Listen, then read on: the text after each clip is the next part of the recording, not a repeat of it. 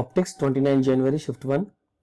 At the interference between the two material having refractive index n1 and n2, the critical angle for the reflection of an EM wave is theta 1c. n2 material is replaced by another material having refractive index n3, such that critical angle at the interference between n1 and n3 material is theta 2c. If n3 is greater than n2 is greater than n1, then you have to find and n2 by n3 आपको दे रखा है sin theta 2, ये भी दे रखा है theta 1 से निकालना. अब देखो सबसे पहले तो n1 n2 में किसकी डेंसिटी ज्यादा है, n2 की डेंसिटी ज्यादा है, तो टी आर हमेशा कहाँ होता है, डेंस एयर की तरफ. तो आप क्या लिखोगे, light is moving from n2 to n1, this is the normal, this is the ray of light and this is the critical angle theta 1c and this is the angle that is 90 degree. क्योंकि जब भी light critical angle पे गिरती तो angle of reflection 90 degree होता है. अब देखो स्लेंस तो लगाओगे, यहाँ पे क्या लिखोगे, n2 sin theta 1c is given by n1. यानी अगर मुझे साइन थीटा 1c की वैल्यू निकालनी पड़े तो मैं क्या लिखूंगा, n1 बाई n2. अब आगे पढ़ो, n2 material is replaced by another material having refractive index n3. अब सेकंड सिचुएशन में ये क्या कर रहा है, ये कह रहा है कि n2 की जगह आप ले लो n3, ऊपर तो वही आपका n1 है, बट इस सिचुएशन का जो क्रिटिकल एंगल है वो थीटा 2c है. यानी ये रे आ रही है, दिस इज थीटा 2c और ये रे ऐसे चली गई, ये एंगल हो गया आपका 90 डिग्री.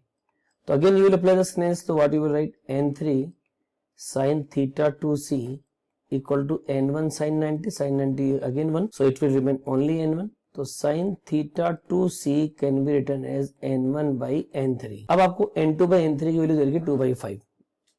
आगे आपको कंडीशन दे रखी है sin theta 2c minus sin theta 1c equal to 1/2. यानी sin theta 2c क्या हो गया, n1 by n3 minus n1 by n2 equal to 1/2. अब हमें सेटिंग करनी है किस n2 बाई n3 का काम में लेना है ना. तो या तो एक ऑप्शन है इसको पूरी इक्वेशन ऊपर n2 से मल्टीप्लाई कर दो, या पूरी इक्वेशन को n3 से मल्टीप्लाई कर दो, तभी ये सेटिंग बैठेगी. तो चलो मैं n2 से मल्टीप्लाई करता हूँ इसको. जब मैं इसको n2 से मल्टीप्लाई करता हूँ मुझे क्या मिलेगा, n1 into n2 by n3 minus n1 is n2 by 2. अब देखो यहाँ पे n2 बाई n3 बाहर ले लो, जिसकी वैल्यू आपको अंदर ले लेंगे, सॉरी n1 आपने कॉमन ले लिया, अंदर क्या बच गया, -1 n2 by 2. Further you right n1 n2 by n3 is given by 2/5 -1 is n2 by 2. So 2/5 is -3/5, तो you will right -3/5 n1 is given by n2 by 2.